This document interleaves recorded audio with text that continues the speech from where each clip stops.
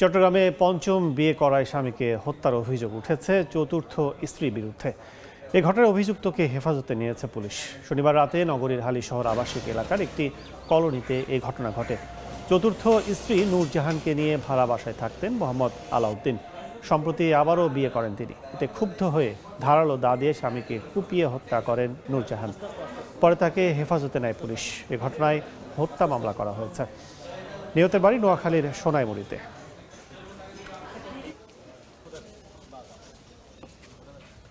সংবাদ পাওয়ার সাথে সাথে এলাকার লোকজন জানার পরে আমাদেরকে জানান।